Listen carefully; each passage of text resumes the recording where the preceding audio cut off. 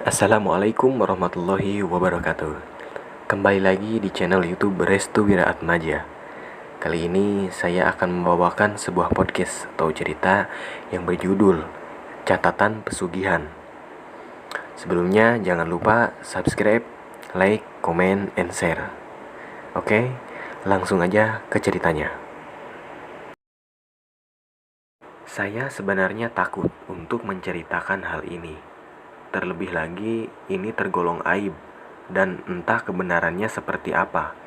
Namun, ketika beberapa hari yang lalu saya pergi ke Pekalongan, saya diceritakan dengan detail mengenai pesugihan itu.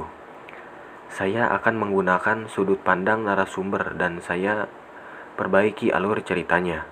Jadi, dimohon untuk sabar dan tenang dalam membaca thread mengerikan ini. Kisah ini bermula di saat ada seorang pengusaha yang sedang merintis ingin memajukan usahanya hingga ke mancanegara. Bisa dibilang, usaha ini sangatlah terkenal di tempat yang saya maksud. Sebut saja Pak Sugeng. Dia telah beristri dan memiliki satu orang anak. Sedangkan keluarga dari saudara lainnya sangatlah banyak. Bisa dikatakan ponakan dari Pak Sugeng ini jumlahnya banyak. Total ada 7 ponakan yang dimiliki oleh Pak Sugeng dari masing-masing 4 saudaranya. Masing-masing nama keluarga dari Pak Sugeng ini antara lain: 1. Anak pertama bernama Soleha, memiliki 2 orang anak, yaitu Reni dan Roni, kembar. Yang kedua adalah Sugeng sendiri, memiliki 1 orang anak bernama Warniah. Yang ketiga adalah Siti, memiliki 1 orang anak bernama Dani. Yang keempat adalah Darsim, cowok, memiliki 2 orang anak bernama Jaja dan Wahyuni. Yang kelima adalah Sapari, cowok, memiliki 2 orang anak bernama Rapi dan Wulan. Total ponakannya ada 7, dan saudara Sugeng kakak beradik ada 4. Sekarang saya akan menceritakan lebih dalam tentang keluarga Sugeng, keluarga yang dimaksud melakukan pesugihan. Mohon bersabar ya. Rame banget, sempat trending juga katanya, tapi berhubung semalam saya nyari bahan, oke lah nanti jam 10-an saya mulai. Saya lagi nanya-nanya lagi mengenai Pak Sugeng. Oh iya, ini cerita saya perbaiki alurnya agar terkesan seiras dengan suasana ceritanya gitu. Jadi jangan komplain ya. Merinding gue beneran. Kali ini nyeritain pesugihan tapi gak tenang banget gitu. Batang 2001. Bu Sumirah merupakan seorang ibu yang memiliki 5 orang anak.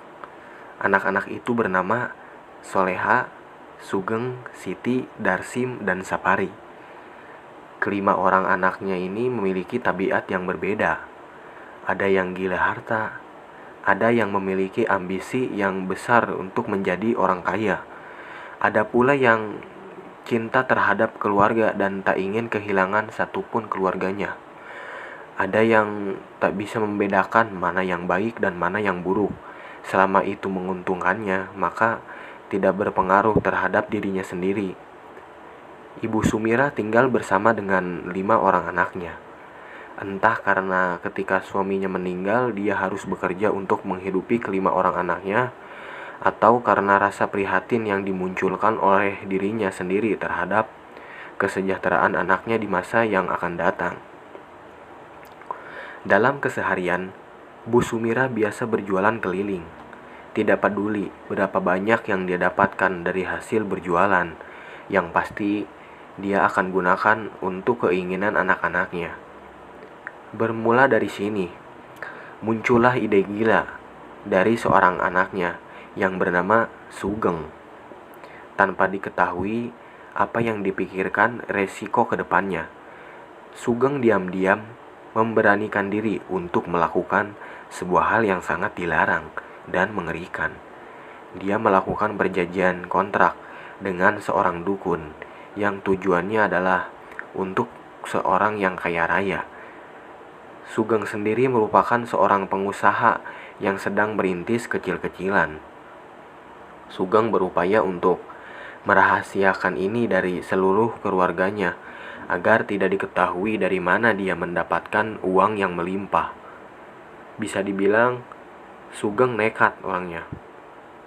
Permasalahan ekonomi yang mencekik leher keluarganya ini hingga kesusahan. Jadi jalan yang ditempuhnya ini dia sadari sebagai jalan yang salah dan beresiko berat terhadap dirinya sendiri dan juga saudara-saudara yang lainnya. Batang, awal tahun 2002. Bu, aku dan Darsim akan tinggal di Pekalongan untuk merantau. Ibu di sini bersama dengan Sugeng dan yang lainnya gak apa-apa kan? Tanya Siti kepada Bu Sumira. Arep opo nang Pekalongan, Duk? Yang artinya, mau apa ke Pekalongan, Duk? Tanya Bu Sumira. Ibu weruh dewe beras wes larang, pakan wes pada mana kabeh. Yang artinya, ibu tahu sendiri, beras sudah mahal, makanan sudah naik semua. Jalan satu-satunya adalah merantau untuk menghidupi keluarga kita. Jelas Siti. Tapi Nduk, kue rak melas karo ibu. Yang artinya, tapi Nduk, kamu gak kasihan sama ibu? Tanya Bu Sumira. Siti agak berat menjawab pertanyaan sensitif ini. Dia gak mau ibunya berlarut-larut dalam kesusahan payah yang dilakukannya setiap hari. Bu, insya Allah, nanti aku kirim tiap bulannya agar ibu gak usah jualan lagi. Akhirnya dengan terpaksa, Bu Sumira mengizinkan Siti dan Darsim untuk merantau ke Pekalongan. Memang tidak terlalu jauh antara Pekalongan dan Batang, daerah tetangga yang dinilai sudah berkembang dengan nilai UMR gaji yang dibilang lumayan lah, ya, yang harus dijadikan tempat pelariannya. Siti dan Darsim akhirnya berangkat ke Pekalongan. Geng, nitip yo. Aku karo Darsim arep merantau maring Pekalongan, kowe njogo liyane. Yang artinya, geng, nitip ibu ya. Saya dengan Darsim ingin merantau ke Pekalongan. Kamu jaga yang lainnya, ucap Siti. Sugeng tersenyum walaupun dia sudah bekerja, namun belum juga mampu untuk menghidupi seluruh keluarganya. Kini tinggallah di Batang yaitu Ibu Sumira, Sugeng, Soleha, dan Sapari. Sedangkan Darsim dan Siti dia merantau ke Pekalongan. Siti dan Darsim berada di tempat yang berbeda di Pekalongan. Siti berada di kabupatennya dan Darsim berada di kotanya. Namun keduanya sering sesekali untuk bertemu, walau sekedar membahas sedikit demi sedikit hasil dari perantauannya. Pekalongan, pertengahan tahun 2002. Siti bermaksud untuk menemui Darsim di sebuah tempat yang terkenal dengan makanan lezatnya. Wajar saja karena keduanya sudah bekerja. Mereka pun bertemu di tempat yang tak biasa. Mbak, kowe weruh pora? Sugeng wes sugih, wes terkenal. Yang artinya, Mbak, kamu tahu nggak? Sugeng sudah kaya, sudah terkenal, ucap Darsim. Hah? Cere sopo? Kok aku raweruh? Hah? Kata siapa? Kok aku nggak tahu? Tanya Siti.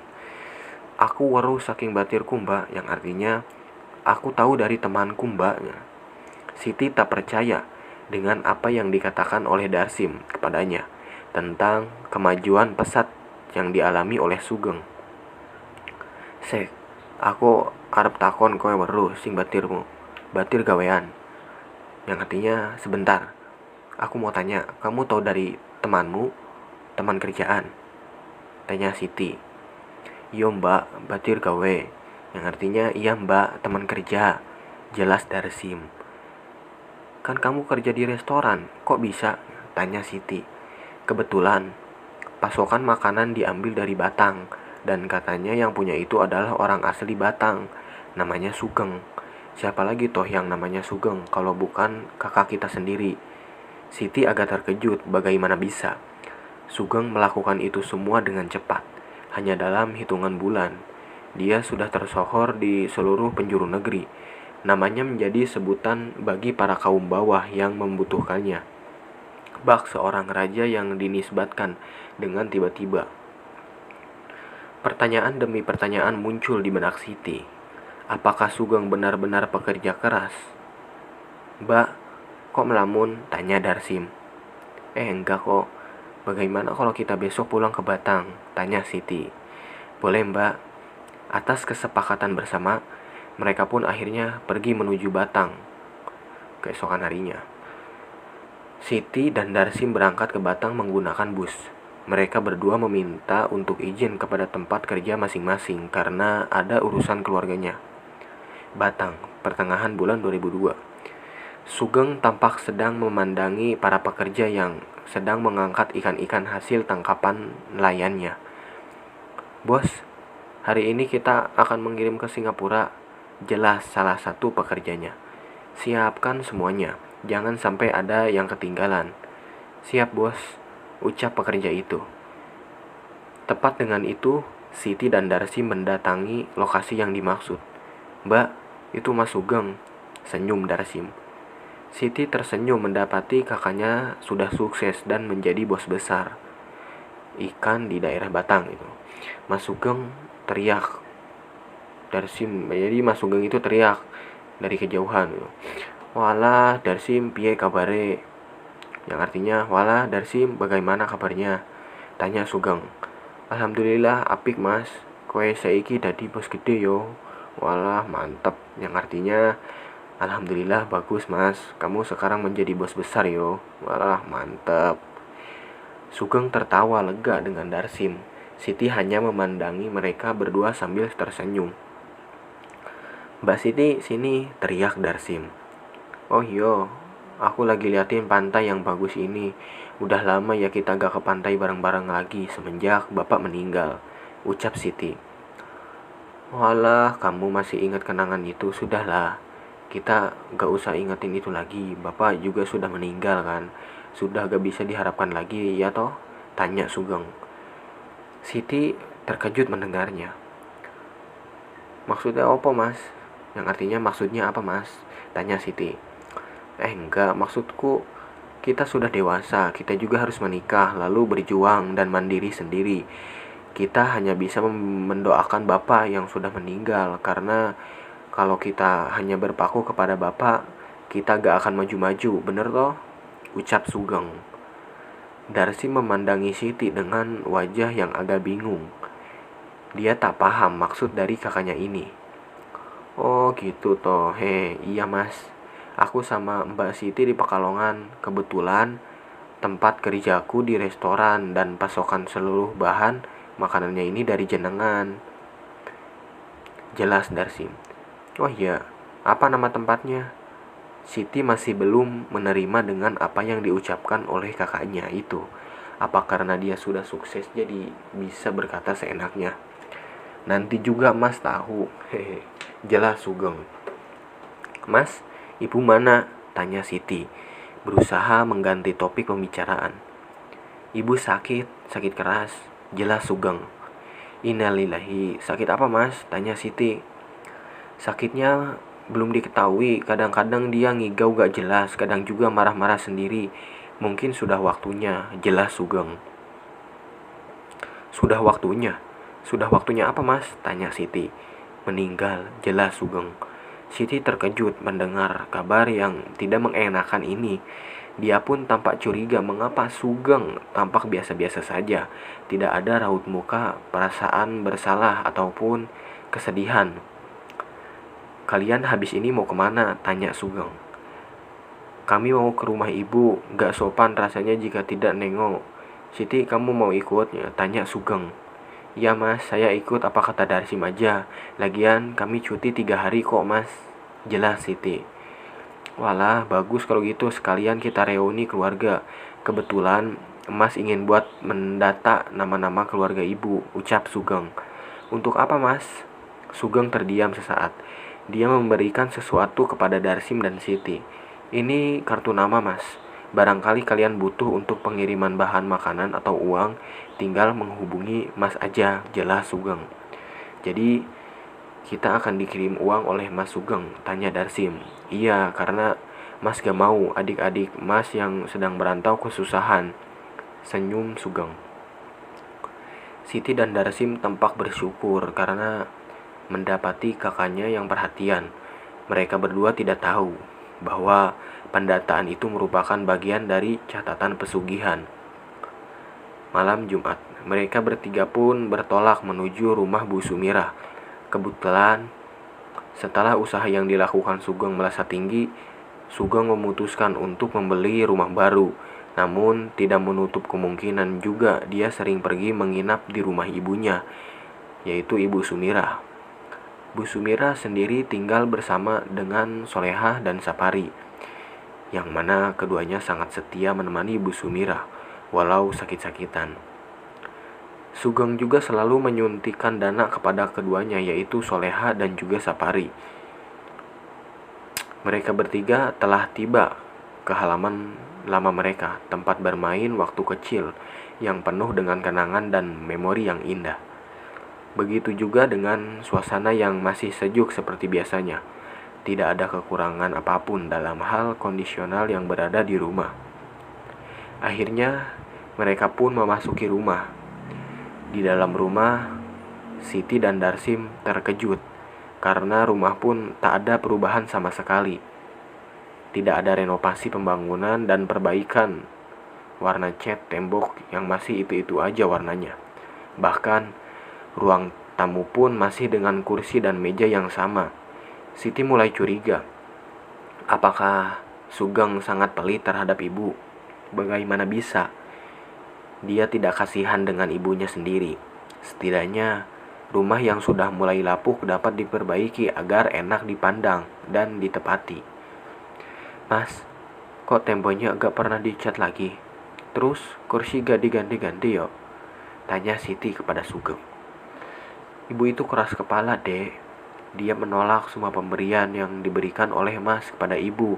Padahal tiap bulannya Mas juga selalu memberikan kepada Mbak Soleha serta Sapari untuk keperluan masing-masing mereka. Namun, ketika Mas mau memberikan kepada ibu, dia menolak keras, kata Sugeng. Memangnya kenapa, Mas? Kan Mas sudah sukses, itu banyak uang, tanya Siti. Darsim sedari tadi sibuk mencari-cari makanan di ruang makanan. Dia menemukan berbagai macam makanan yang masih baru dan tak pernah disentuh oleh siapapun. Mas, kok banyak makanan yang gak pernah dimakan ya? Kan mubazir, jelas Darsim. Siti dan Sugeng langsung menuju ke arah ruang makanan. Memang benar, di ruang makanan itu sendiri telah tersaji berbagai macam makanan yang tak pernah disentuh. Padahal di rumah itu terdapat Soleha dan juga Sapari.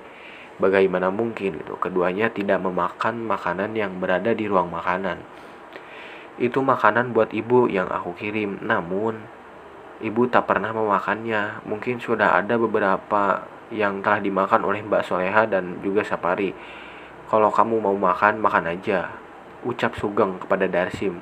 Serius, Mas? Walah, Mas Sugeng baik banget. Ucap Darsim dengan senang. Aneh rasanya jika dipikirkan secara nalar. Siti secara spontanis merasakan banyak kejanggalan yang tumbuh pesat dalam diri Sugeng. Memang, kakaknya yang satu ini gila akan harta dan tergolong pelit. Namun, mungkin dia bisa sedermawan ini. Lalu, mengenai ibunya bagaimana bisa? Ibu menolak seluruh pemberian yang telah diberikan oleh Mas Sugeng kepadanya. Ibu ada di kamar kan, Mas? Tanya Siti. Tiba-tiba terdengar suara ketukan pintu dari arah depan rumah. Mas Sugeng sudah pulang, Mas? Tanya Sapari. Sugeng dan Siti pun langsung menuju ke arah ruang depan. Sedangkan Darsim masih asyik makan makanan yang berada di meja makan. Iya deh, Mbak Soleha mana? Tanya Sugeng. Tuh baru turun dari mobil, ngantar ibu periksa. Tadi pagi ibu kumat lagi. Mbak Siti, kapan datang, Mbak? Mbak pasti datang ke sini bareng si kutu busuk itu kan? Tanya Sapari kepada Siti. Alhamdulillah, tadi baru kok, sekitar sejaman. Kamu kok udah gede banget, Ri? Gimana sekolahnya? Tanya Siti. Alhamdulillah lancar, Mbak, jawab Sapari. Darsim yang mendengar kutu busuk yang merupakan panggilan kecilnya langsung berlari ke arah Sapari dan langsung memeluknya. Peluk, aku kangen koe, ucap Darsim sambil memeluk Sapari dengan eratnya. Keduanya memang akrab. Buluk itu dalam bahasa Indonesia berarti jelek. Sapari mendapatkan sebutan buluk karena waktu kecil dia yang paling beda sendiri dan bisa dibilang paling jelek. Sapari yang merasa geli dan jijik pun langsung melepas pelukannya gitu. Sekarang aku udah ganteng loh. Cewek-cewek aja banyak yang naksir, tapi aku tolakin. Jawab Sapari dengan sombongnya ketika mereka sedang berbincang-bincang dan saling melepas rasa rindu. Mbak Soleha datang dengan membawa Bu Sumirah yang sedang duduk di kursi rodanya. Siti langsung sungkem kepada ibunya. Bu, Siti dan Darsim wangsul. Ibu saya mawon nggih. Yang artinya, Bu, Siti dan Darsim pulang. Ibu baik-baik aja kan? Tanya Siti. Bu Sumirah tak menjawab sepatah kata pun terhadap Siti.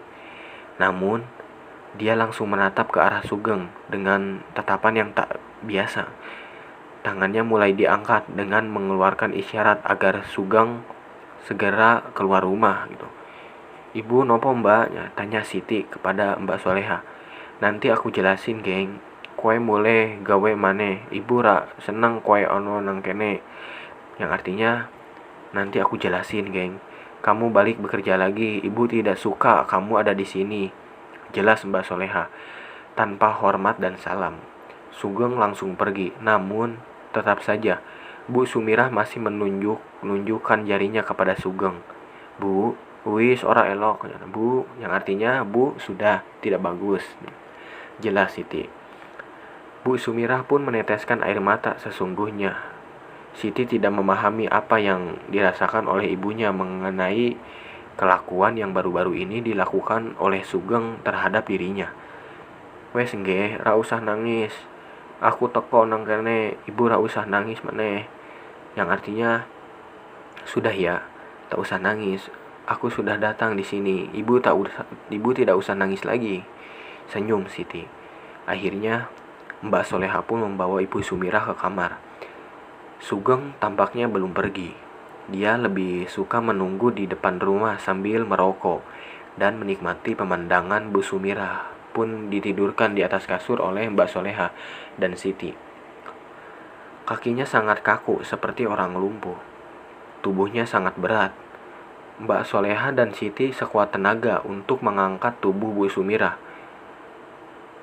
Koe nembete kok piye nang Pekalongan enak? Yang artinya, kamu baru datang, bagaimana di Pekalongan enak? Tanya Mbak Soleha. Nembe sejaman mbak, yo koyo kui loh mbak, merantau kan gak selamanya enak, betul loh? Yang artinya baru sejaman mbak, ya seperti itulah mbak, merantau kan gak selamanya enak, betul kan? Jawab Siti. Siti, masmu kui loh, wes sukses, wes sugih, kowe ora arep gawe nang Mas Sugeng pok. Yang artinya Siti, masmu itu loh, sudah sukses, sudah kaya, kamu gak ingin kerjaan di Mas Sugeng toh? Tanya Mbak Soleha. Siti hanya terdiam ketika Mbak Soleha menawarkan pekerjaan untuknya. Mbak Soleha menganggap bahwa Mas Sugeng ini merupakan tumpuan yang bisa diharapkan dalam keluarganya, terlebih lagi dalam permasalahan materi. Siti masih belum tahu bagaimana asal-usul Mas Sugeng dapat sukses dengan waktu yang sangat cepat. Koe pirang dino nang kene ti? Yang artinya, kamu berapa hari di sini ti? Tanya Mbak Soleha. 3 dino mbak, yang artinya 3 hari mbak, ucap Siti. Mbak Soleha masih membereskan kamar Bu Sumirah yang berantakan. Ibu itu selalu nolak atas pemberian yang diberikan oleh Mas Sugeng, baik berupa makanan ataupun uang.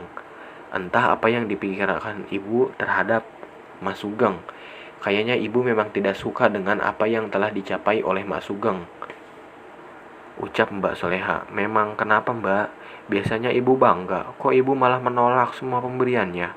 Tanya Siti. Katanya, Mas Sugeng telah melakukan pesugihan, padahal belum tentu toh. Siapa tahu Mas Sugeng telah bekerja keras mati-matian demi menghidupkan keluarganya. Jelas Mbak Soleha. Pesugihan? Tanya Siti. Namanya juga manusia.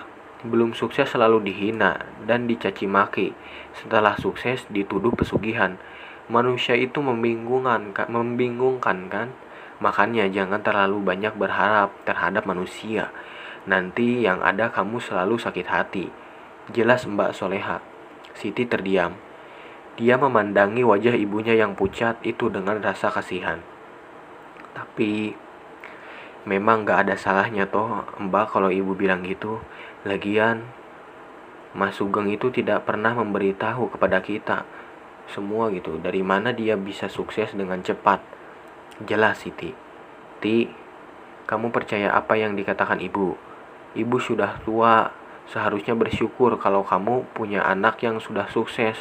Kok ada ya orang tua yang berpikiran buruk terhadap anaknya? Jelas Mbak Soleha. Orang tua itu hatinya perasa, Mbak. Bukan hanya perasa, tapi mereka juga memiliki pahit dan manisnya kehidupan. Yang penting kita prioritaskan untuk kesembuhan ibu. Jelas Siti. Mbak Soleha keluar sebentar untuk mengambil makanan yang berada di dapur. Sedangkan Siti, dia masih memandangi wajah ibu dengan rasa kasihan. Bu, apakah benar Mas Sugeng melakukan pesugihan? Ucap Siti. Darsim sedang berada di meja makanan. Dia belum puas juga untuk memakan makanan yang telah disediakan di meja makanan. Bersamaan dengan itu, Mbak Soleha lewat.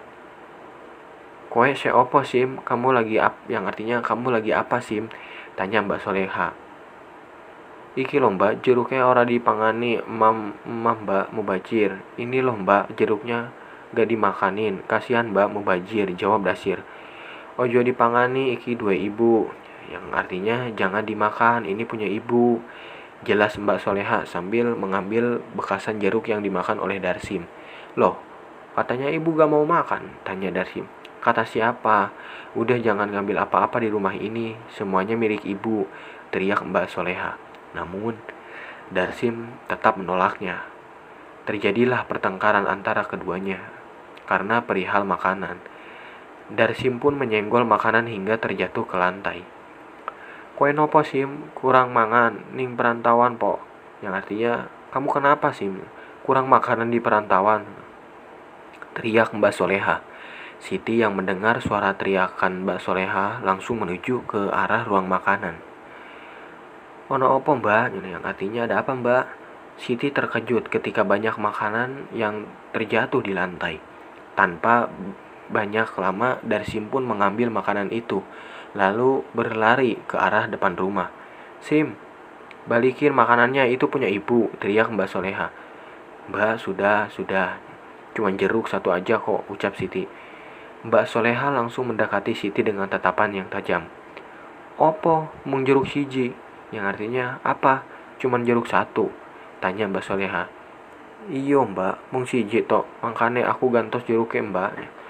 Yang artinya, iya Mbak, cuman satu kok tok. Nanti aku ganti jeruknya Mbak, ucap Siti. Mbak Soleha memenggangi kepalanya seperti ada sesuatu yang disembunyikan oleh terhadap Siti dan Darsim itu. Siti yang melihat tingkah aneh kakak perempuannya itu menjadi bingung. Apa yang sebenarnya disembunyikan gitu oleh Mbak Soleha. Sampai jeruk itu tidak boleh dimakan. Mbak, ada apa? Tanya Siti dengan lirih. Ti, lebih baik kamu sama Darsim segera pulang ke Pekalongan. Kalian berdua bikin kacau aja, teriak Mbak Soleha. Emangnya Siti sama Darsim kacauin apa Mbak? Kan Darsim cuma ngambil jeruk satu. Kalau Mbak gak ikhlas, nanti aku beliin lagi 1 kilo jeruk buat gantinya, jelas Siti sambil memasang wajah kesal. Tiba-tiba Sapari dan Mas Sugeng masuk. Ono apa Mbak? Ada apa Mbak? Yang artinya, tanya Mas Sugeng. Delengo, yang artinya lihatlah, ucap Mbak Soleha dengan wajah sedih. Mbak, kok bisa-bisanya Mbak bikin kacau? Ucap Sapari. Dek, kok kamu ngomong gitu? Mbak datang jauh-jauh loh dari Pekalongan buat jenguk kalian sama ibu. Kok kamu udah berani bilang begitu sama Mbak deh? Tanya Siti kepada Sapari. Sapari langsung menggenggam tangannya, namun Mas Sugeng langsung menahan tangan Sapari. Wes Ri, iki mbakmu. Yang artinya sudah Ri, ini mbakmu, jelas Sugeng. Ojo sampai tanganku mukul awakmu, Mbak. Yang artinya jangan sampai tanganku pukul tubuhmu, Mbak, ucap Sapari. Darsim yang melihat pertengkaran seluruh saudara-saudaranya hanya bisa berdiri di depan pintu. Dia tidak mengerti bagaimana bisa sifat saudara-saudaranya langsung berubah total. Dengan jarak beberapa bulan ditinggal perantauan. Ti, koe karo Darsim nginep nang rumahku yo. Yang artinya, Ti, kamu sama Darsim menginap di rumahku ya? Tanya Mas Sugeng. Siti menatap wajah Mbak Soleha dan Sapari yang sudah berbeda dari yang dikenalnya selama ini. Siti pun langsung meninggalkan mereka berdua dengan wajah kesal. Sapari ingin menggertaknya, namun Sugeng menghalangi langkahnya. Ojo emosi urung wayahe. Artinya, jangan emosi, belum waktunya, ucap Mas Sugeng. Mas, piye niki? Yang artinya, Mas, bagaimana ini? Tanya Mbak Soleha. Sabar, tarik ulur aja dulu. Biarkan Siti dan Darsim tinggal di sini. Malam ini kita jalankan ritualnya. Jelas Mas Sugeng, di antara ketiganya merupakan terdapat sebuah persekutuan yang pernah mendatangani kontrak yang terhadap sosok Ratu Ular yang disebut-sebut sebagai bagian dari pesugihan ini. Ingat, tetap layani ibu seperti biasa. Aku gak tahu kapan Ratu akan datang, tapi yang pasti jika malam ini dia datang, kita sudah siap. Nanti akan ku beri hasilnya kepada kalian semua, ucap Mas Sugeng. Sapari dan Soleha mengangguk paham. Kini keduanya merupakan bagian dari orang-orang yang melakukan pesugihan terhadap keluarganya sendiri. Siti dan Darsim langsung pergi dari rumah itu. Keduanya tampak kecewa dengan sikap saudara-saudaranya yang tidak menghormati akan kedatangannya. Mbak, kita mau kemana? Kita mau langsung pulang ke Pekalongan, tanya Darsim. Kita nginep di rumah Mas Sugeng dulu. Aku masih belum tenang dengan sikap aneh mereka. Sepertinya mereka sedang menyembunyikan sesuatu terhadap ibu, ucap Siti. Sugeng mendatangani mereka berdua. Siti, Darsim, maafkan Sapari dan Mbak Soleha ya. Kalian kan tahu kalau itu makanan buat ibu, jadi mungkin mereka berdua gak mau kalau kalian bersikap seenaknya terhadap sesuatu yang bukan hak kalian, ucap Sugeng. Mas, sebenarnya ibu sakit apa? Tanya Siti. Sugeng tak bisa berkata-kata. Sugeng merasa Siti sudah mengetahui gerak-gerik yang membedakan antara sakit yang nyata dengan sakit karena dibuat-buat. Nanti aku ceritakan di rumah sekarang, kita pulang dulu. Gak enak, tetangga udah mulai memandang kita dengan pandangan yang aneh, ucap Sugeng. Baik mas. Semenjak Bu Sumira sakit, Sugeng selalu dipandang sebelah mata oleh para tetangga di sekitaran rumah ibunya. Kerap kali tetangga berbisik mengenai sebuah pesugihan yang baru-baru ini sedang dikerjakan oleh seseorang mirip dengan Sugeng. Pesugihan itu pesugihan itu merupakan sebuah pesugihan kontrak itu antara dirinya dengan Ratu Ular yang berada di rumah Sugeng itu.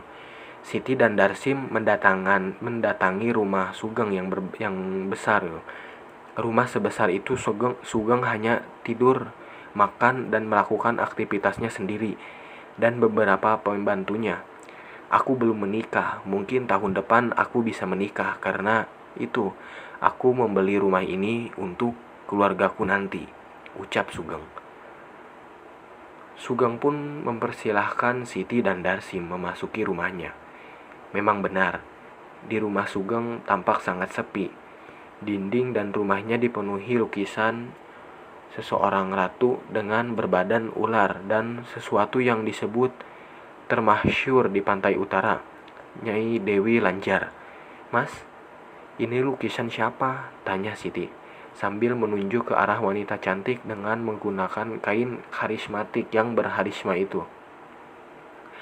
Kebetulan, aku suka sekali dengan cerita Dewi Lanjar, ucap Sugeng. Dewi Lanjar? Tanya Siti. Kamu tahu? Siti hanya terdiam, lalu Pandangannya tertuju kepada sebuah lukisan dengan badan setengah ular. Kalau yang ini? Tanya Siti.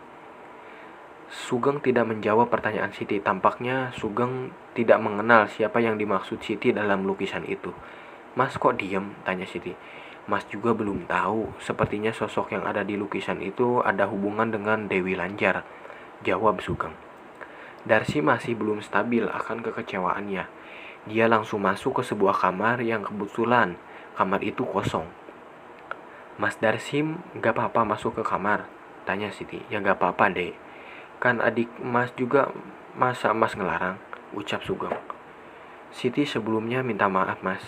Minta maaf karena apa? Tanya Sugeng. Barangkali Siti punya salah sama Mas, apalagi kedatangan Siti dan Darsim kurang sopan dan mengena di hati Mas gitu, dan juga yang lainnya. Jelas Siti. Sugeng hanya tersenyum. Dia pun berjalan menuju ke arah dapur untuk mengambil makanan. Semuanya memang telah berubah, Ti. Kita hidup dengan susah payah dan berjuang mati-matian agar mampu bertahan hidup. Jelas Sugeng. Namun, semua itu berbeda jika kita dihadapkan dengan orang-orang yang salah. Mereka yang tidak mengerti akan arti hidup bahagia sebenarnya. Hidup itu hanya sekali. Jika memang sudah tak layak hidup, untuk apa diperjuangkan? Ucap Sugeng.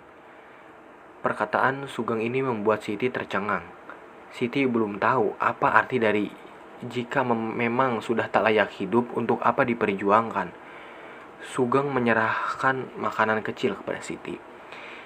Ini memang aku beli dari hasil kerja kerasku dan memang diperuntukkan untuk tamu. Makanlah. Senyum Sugeng. Siti pun memakan makanan itu. Rumah Bu Sumira.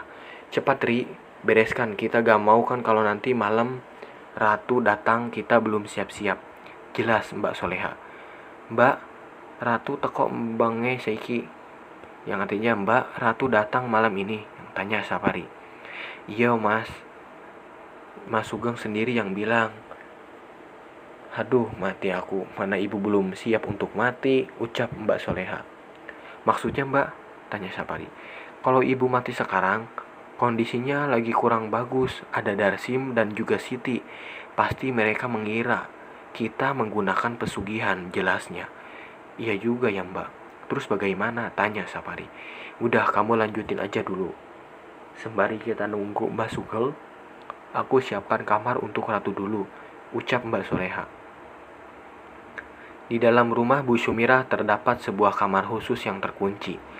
Kamar itu dipenuhi akan kelambu dan bunga-bunga di sekelilingnya. Di sekeliling lantainya gitu. Atmosfer kamarnya seketika berubah seperti berada di dalam kamar seorang ratu yang penuh akan karisma. Soleha memandangi sekeliling kamar yang tampak menyeramkan.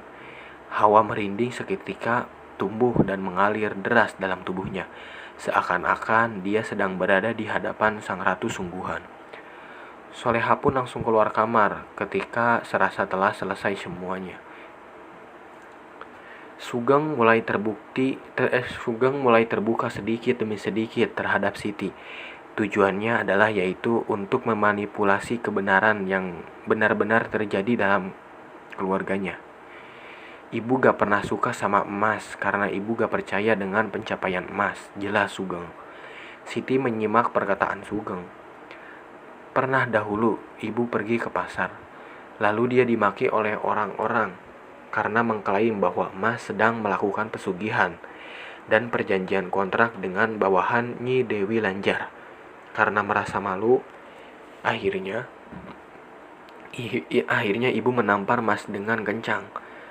Sugeng melanjutkan ceritanya lagi.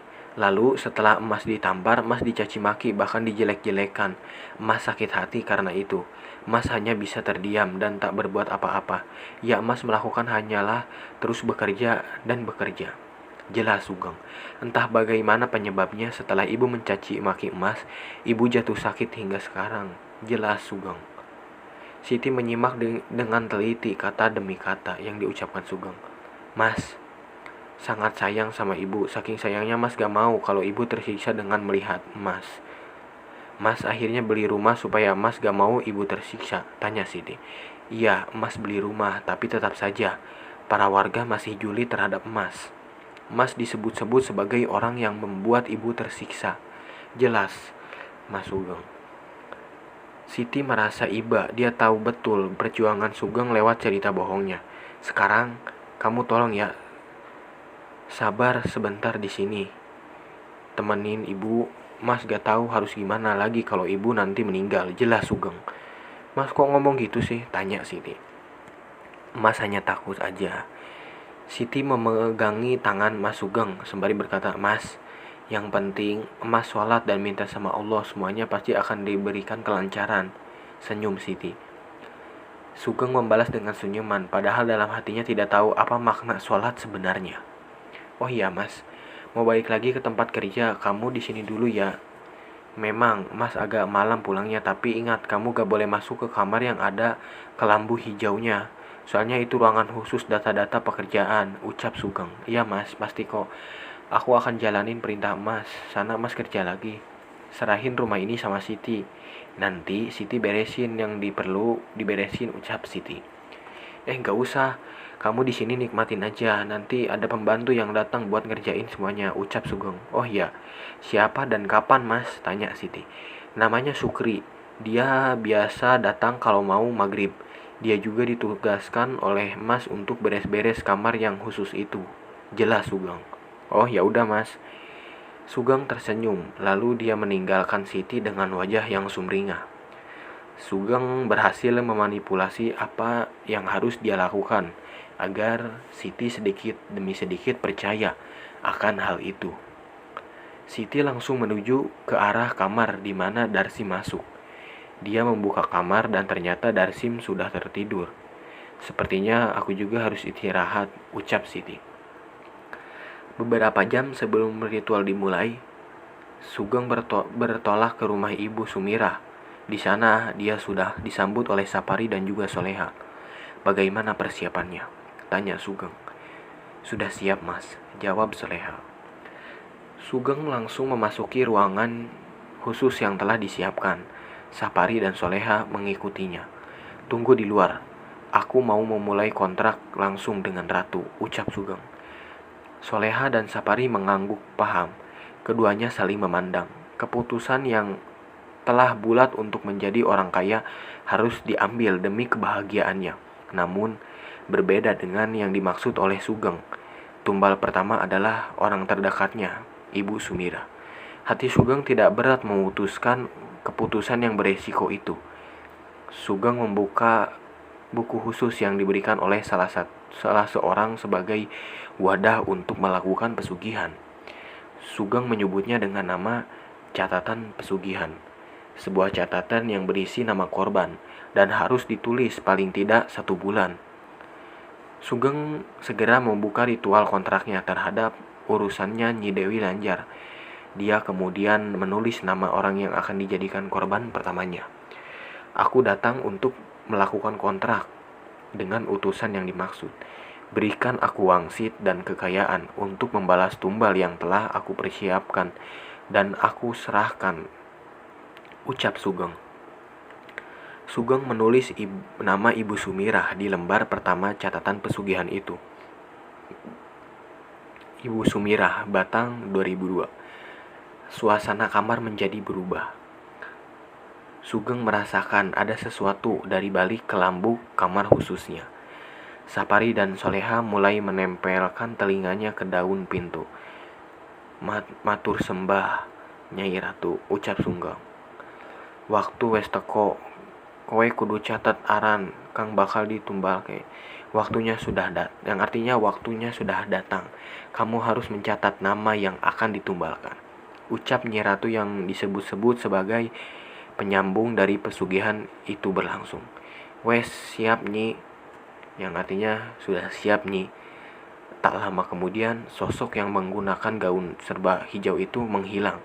Artinya kontrak pesugihan antara Sugeng dan Nyi Ratu sudah terlaksana.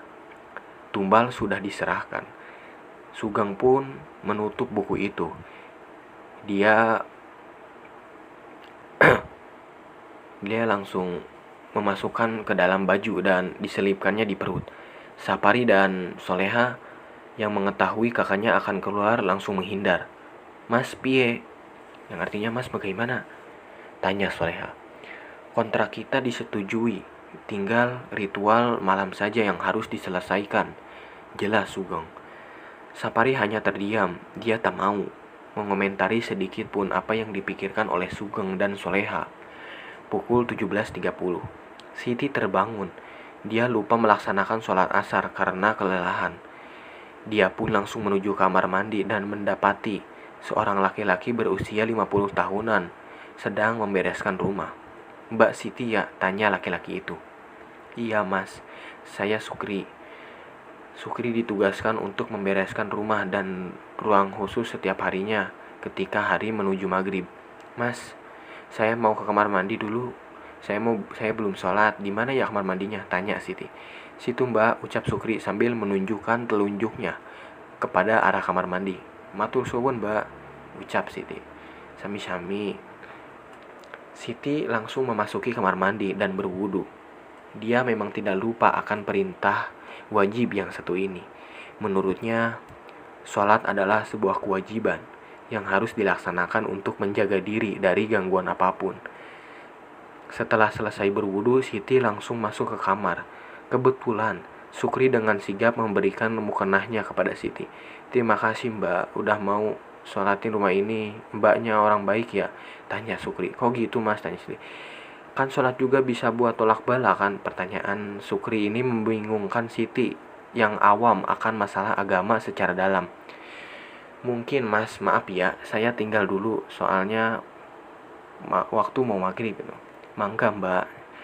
Siti pun sholat. Dia bermunajat kepada Allah agar diberikan ketenangan hati dan pikirannya. Setelah sholat, Siti melihat Sukri telah membuatkan teh hangat serta makanan untuknya. "Mangga dijambur mbak," yang artinya mangga dimakan mbak. "Wah, matur suwun sangat mas," artinya wah terima kasih banyak mas. "Sama-sama mbak. Mbak itu adiknya Mas Sugeng." "Iya mas, kenapa ya?" tanya Siti. "Mbaknya berbeda, pokoknya jangan sampai goyah ya mbak kalau ada masalah sebesar apapun," ucap Sukri. "Contohnya seperti apa mas?" tanya Siti. "Mbak udah pernah ngerasain yang namanya kehilangan orang tersayang dalam hidup mbak?" tanya Sukri. "Belum mas, kenapa ya?" tanya Siti. "Manusia itu ketika diuji, pertama kali yang diuji adalah rasa takut. Jika manusia sudah merasa takut, itulah ujian terbesarnya. Mbak harus bisa melawan itu ketika Mbak nanti kehilangan seseorang. Jangan takut," jelas Sukri. Siti tercengang mendengarnya. "Mas kok paham betul akan kehidupan seperti ini?" tanya Siti. "Seluruh keluarga saya sudah tewas mbak. Mbak pasti gak percaya kan kalau dunia ini penuh akan kegelapan yang terselip kebaikan?" tanya Sukri. "Maksudnya?" Sukri menyeruput teh buatannya sendiri. "Manusia terkadang jahat. Itu bukan karena dia ingin berbuat jahat, namun karena ada sesuatu yang menyebabkan dia jahat. Hatinya terselubung titik hitam yang menyeluruh hingga penuh. Di saat itulah dia menjadi jahat." Sukri menambah perkataannya, "Jika memang seseorang sedang berada dalam kesempitan dan tidak melibatkan Tuhan untuk mencari solusinya, maka seluruh bisikan-bisikan jahat akan selalu menyertainya," jelas Sukri. "Bisikan jahat, apa itu?" tanya Siti. Ketika mereka sedang asyik-asyiknya mengobrol, pintu di ruang atas menutup dengan sendirinya dengan kencang. Sukri terkejut. Dia pun mohon pamit kepada Siti untuk segera menyelesaikan pekerjaannya. "Maaf mbak, saya harus bekerja," ucap Sukri. "Ruang khusus itu berisi apa?" tanya Siti. Sukri tak menjawab pertanyaan Siti. Dia langsung menuju ke ruangan atas dan masuk ke ruangan khusus. Ingin rasanya Siti melihat dan mengetahui isi dari ruangan itu. Dia pun mulai menaiki tangga, perlahan demi pasti. Siti sengaja memperlambat langkahnya. Sudah tampak jelas ruangan yang aneh itu. Bau semerbak menyan dan bebungaan yang sangat kental dengan menusuk hidung Siti. Auranya juga berbeda, seperti berada dalam sebuah kamar ratu. Atmosferanya menjadi satu, tegang, takut, penasaran, dan perasaan was-was. Siti gak tahu apa yang ada di dalam rumah kakaknya itu. Rumah yang sangat aneh dan penuh misteri ini membuat Siti semakin penasaran akannya. Mas Sukri, tanya Siti. Tidak ada jawaban. Siti juga memandangi sekelilingnya. Dia takut, barangkali ada Mas Sugeng yang mendapatinya naik ke atas karena sebagai salah satu pantangan juga baginya. Siti sudah berada di depan kamar khusus itu. Dia pun mencoba untuk merendahkan tubuhnya dan mengintip di sesuatu yang ada di dalam lewat lubang kecil di pintu tersebut. Betapa terkejutnya gitu Siti ketika dia mendapati seorang wanita dengan berselendang hijau dan kepalanya dipenuhi dengan ular, sedang terduduk gitu di sebuah kursi, lebih tepatnya sofa khusus kerajaan. Entah apa yang terjadi, baru juga Siti melihat, walau tidak secara jelas, napasnya terasa sesak. Dadanya seperti diikat oleh tali tambang yang kuat lalu ditarik seperti budak. Siti pun terkejut di situ. Sukri mendengar suara seorang yang terjatuh di depan kamar. Namun dia tahu jika penyerahan tumbal sedang dilakukan, Sukri tidak mau banyak berkata dan dia hanya terdiam sambil duduk menunduk. Bersamaan dengan itu, Sugeng tiba. Dia merasa bahwa ada seorang selain suruhannya telah naik ke atas kamar. Sugeng langsung lari. Dia mencoba untuk mempercepat larinya, walau naik tangga sekalipun. Sugeng terkejut ketika mendapati Siti sudah memucat. Sugeng berada di hati yang penuh kebingungan. Di lain sisi, penyerahan pesugihan sedang berjalan, dan di lain sisi pula dia harus mendapati adiknya terkena tulah karena berhasil mengetahui wanita yang disebut-sebut sebagai perantara dari pesugihan itu sendiri. Sugeng pun langsung membawa Siti ke bawah. Dia mencoba untuk menenangkan dirinya agar bisa berkomunikasi dengan Nyi Ratu, agar segan untuk mencabut tulah yang mengenai adiknya, Siti. Akhirnya muncullah suara Hatib, suara tanpa rupa, yang terdengar jelas di telinga Sugeng. Seketika Sugeng menunduk badannya sebagai tanda hormat. Wong wedok kuwi ora sopan, yang artinya perempuan itu tidak sopan, ucap suara Hatib itu. Sugeng meminta maaf kepada Nyi Ratu atas kecerobohan yang terjadi kepadanya. Ampurane Nyi, ampurane. Maafkan Nyi, maafkan, ucap Sugeng. Dengan seketika Siti terlepas dari itulah itu. Wajahnya kembali normal. Napasnya juga kembali seperti sedia kala. Ini bencana, ucap Sugeng. Sugeng pun langsung berlari ke arah kamar khusus yang berada di atas. Dia kemudian langsung memasuki kamar itu karena penyerahan pesugihan sudah selesai dilakukan. Ketika kamar itu dibuka, Sugeng mendapati Sukri sedang memohon-mohon ampun. Ampun mas, ampun. Itu bukan salah kulo. Mbaknya sendiri yang naik sendiri. Ampuni saya mas, ucap Sukri dengan wajah ketakutan. Kabeh sedulurmu wes tak dadi ke aku korban. Kui pengen dadi kang selanjutnya. Seluruh saudaramu telah saya jadikan korban.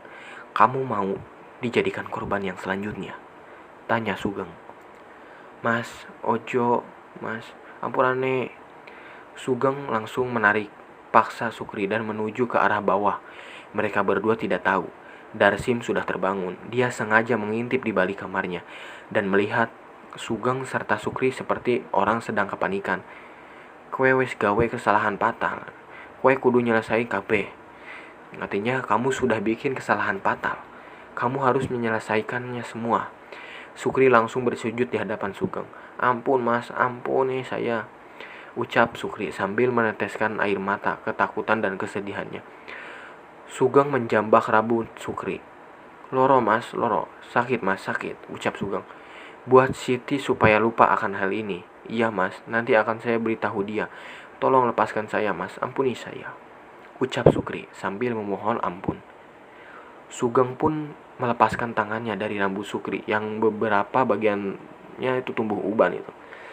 Penyerahan tumbal telah selesai. Besok aku akan kaya. Haha, ucap Sugeng. Darsim baru tahu bahwa Sugeng melakukan pesugihan. Dia tak henti-hentinya menutup kedua mulut dan perlahan kembali ke tempat tidur. Pukul 18:15. Rumah Sugeng. Siti terbangun dari pingsannya. Pandangannya langsung menuju ke arah lampu yang sangat terang. "Tadi itu apa?" tanya Siti seperti mengingat sesuatu, namun tiba-tiba ingatan itu langsung kabur dan menghilang. "Mbak sudah bangun?" tanya Sukri. Mas Sukri, saya di mana?" tanya Siti. "Mbak tadi pingsan karena terjatuh. Akhirnya saya membawa Mbak ke kamar," jelas Sukri. Siti memegangi kepalanya yang masih sakit. Dia juga merasakan hawa sedikit panas di dalam dadanya. "Darsi mana, Mas?" tanya Siti. Ada di kamarnya, Mbak." "Kenapa emang?" tanya Sukri. "Aku mau bertemu dengan Darsi, Mas," ucap Siti. Tubuh Siti masih belum stabil dan seimbang. Dia memaksakan dirinya untuk bisa bertemu dengan Darsi. "Mbak, lebih baik Mbak istirahat dulu," ucap Sukri. Baru saja Siti ingin memegang pintu, Darsim sudah membuka pintu kamar dari luar. Mbak udah sehat?" tanya Darsim. "Kamu kemana aja, Sim?" "Maaf Mbak, aku baru bangun. Tadi kebangun karena haus," ucap Darsim. Sukri memandangi wajah Darsim dengan tatapan yang tak biasa. Dia seperti mengetahui sesuatu dan sengaja ia simpan dalam-dalam. "Mas Sugeng mana ya, Mas?" tanya Darsim kepada Sukri. "Dia masih bekerja, Mas. Pulang malam," ucap Sukri. "Aneh, adiknya sakit tapi dia gak peduli." Ucapan Darsim ini menuai pertanyaan dari dalam diri Sukri. "Mas, kok Mas seperti udah bangun dari tadi ya?" tanya Sukri. Darsim terkejut mendengar pertanyaan dari Sukri terhadap dirinya. Saya memang baru 5 menit gitu bangunnya. Cuman saya sepenuhnya sadar." Sukri mengangguk paham. "Oke, Mas. Waktu kerja saya sudah habis. Saya mau pulang dulu, Mas," jelas Sukri. "Hati-hati, Mas," ucap Siti. Sukri membalas ucapan Siti dengan senyuman. Setelah Sukri sudah keluar dari rumah, Darsim langsung menarik Siti ke kamarnya. "Ono opo, Mas?" "Sim," gitu. "Ada apa, Sim?" tanya Siti. "Mbak, aku mimpi buruk," jelas Darsim. "Mimpi opo?" "Iya, Ibu," cina. "Ibu nopo?" "Bu nggowo akeh banget pakaiannya, Mbak. Aku tanya mau kemana, tapi ibu cuman bilang ibu mau pulang dulu, kamu jangan ikut pulang ya." "Menurut Mbak itu artinya apa?" tanya Darsim. "Ah, bohongan kamu." "Serius Mbak, sumpah." Darsim mencoba untuk membuat Siti percaya akannya. "Terus Mbak?" ucap Darsim. "Terus nopo?" "Aku tahu siapa yang membuat sekarang ibu sakit, Mbak," ucap Darsim. "Maksudmu?" "Ibu dijadikan tumbal pesugihan oleh Mas Sugeng, Mbak. Ibu dijadikan tumbal." Siti menampar pipi Darsim. Prak! Tamparan itu membuat Darsim terkejut sekaligus bingung. Mengapa dirinya yang mesti harus ditampar, bahkan disalahkan, padahal ini bukan perbuatannya. "Jogo cangkemmu," yang artinya jaga mulutmu, jelas Siti. Mbak nampar aku?" tanya Darsim. Wajah Darsim memerah, matanya berkaca-kaca. "Selama aku hidup bersama Mbak, aku loh Mbak yang peduli dengan Mbak. Selama aku kelaparan, Mbak yang nengokin aku. Selama aku sakit, Mbak loh yang jenguk aku di perantauan. Kok sekarang aku seperti bukan mengenal Mbak?" tanya Darsim. "Sim," ucap Siti dengan lirih. "Mbak gak perlu percaya sama Darsim. Intinya aku sudah bilang yang sesungguhnya. Jika kelak nanti ada apa-apa, mungkin perkataan Darsim akan menjadi kenyataan," jelas Darsim. Darsim pergi ke kamar dan menutup pintu rapat-rapat. Siti masih terdiam, mematung di dekat kasur. "Sim, kue ngomong apa?" yang artinya "Sim, kamu bilang apa?" tanya Siti sambil memandangi tangannya bekas menampar pipi Darsim. Malam ritual rumah Bu Sumira. Sapari dan Soleha melakukan ritual di malam itu. Mereka berdua memasuki kamar khusus dan meletakkan berbagai macam sesajen. "Kue yakin arep lakoni iki, Mbak?" yang artinya "Kami yakin ingin melakukan ini, Mbak," tanya Sapari. "Ri, kue kudu sadar kalau semua yang kita makan itu berasal dari Mas Sugeng," jelas Soleha. Sapari hanya terdiam. "Ayo kita mulai ritualnya." Mereka berdua melakukan ritual di kamar itu. Tidak disebutkan bagaimana ritual itu berjalan. Namun, ritual itu berguna untuk menggadaikan kontrak keduanya terhadap Nyi Ratu.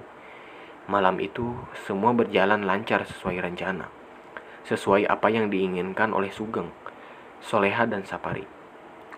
Batang pertengahan bulan 2002. rumah Ibu Sumirah pukul 7. Pagi harinya seluruh penduduk telah ramai di rumah Ibu Sumirah. Tangisan dan jeritan terdengar hingga dari luaran rumah. Para tetangga berbisik-bisik mengenai kematian Ibu Sumirah yang dianggap sangat misterius. Banyak opsi yang menjatuhkan kematian Bu Sumirah sebagai wadah pertama tumbal yang dijadikan oleh Sugeng. Siti dan Darsim langsung diantar oleh Sukri menuju rumah Ibu Sumirah. Tangan Siti tidak berhenti untuk bergetar. Darsim memandangi wajah kakaknya itu dengan kasihan. Mbak istighfar nggih. Yang artinya Mbak istighfar ya. Senyum Darsim. Siti langsung memeluk Darsim. Ternyata selama ini Darsim adalah sosok penyayang dan peduli terhadap sesama. Sim, maafkan aku yo. Ora usah dipikir Mbak. Sedalam-dalamnya bangkai dikubur maka akan tercium juga busuknya. Kita lihat saja nanti siapa dalang dibalik wayang drama ini. Jelas Darsim. Sukri terkejut mendengarnya. Ternyata memang benar. Darsim mengetahui dan mendengar ucapan kemarin ketika sedang bersama dengan Sugeng. Jadi mereka pun telah mendatangi rumah Ibu Sumirah. Di sana para warga menatap kedatangan Darsim dan juga Siti serta Sukri. Siti karo Darsim prene ora wedi didikane tumbal pok. Siti dengan Darsim kesini, tidak takut dijadikan tumbal toh. Bisik-bisik warga terdengar jelas di telinga Darsim. Siti tak bisa menahan kesedihannya. Dia menutup kedua mulutnya. Tatapan Siti masih menjadi sangat kosong dan sayu. Ketika Siti melihat jasad Ibu Sumirah, dia berteriak kencang. Bu! Tangis Siti langsung memeluk ibunya yang sudah meninggal. Darsim dan Sukri masih berdiri samping-sampingan. Dia tak berbicara sedikit pun. Yang ada di dalam pikiran Darsim hanyalah satu. Bagaimana membalas kejahatan orang yang memang telah benar-benar menjadi orang jahat. Mas puaskan keluarga saya disamakan dengan keluarga Mas? Tanya Darsim. Maksudmu? Sukri deg-degan mendengarnya. Mas bilang, seluruh anggota keluarga Mas telah tewas. Dan sekarang, keluargaku sedang berada di fase itu. Mas senang kan? Tanya Darsim. Sukri tak menjawab apapun dari pertanyaan Darsim. Saya mendengar semua kemarin sore saat Mas berbicara dengan Mas Sugeng, ucap Darsim.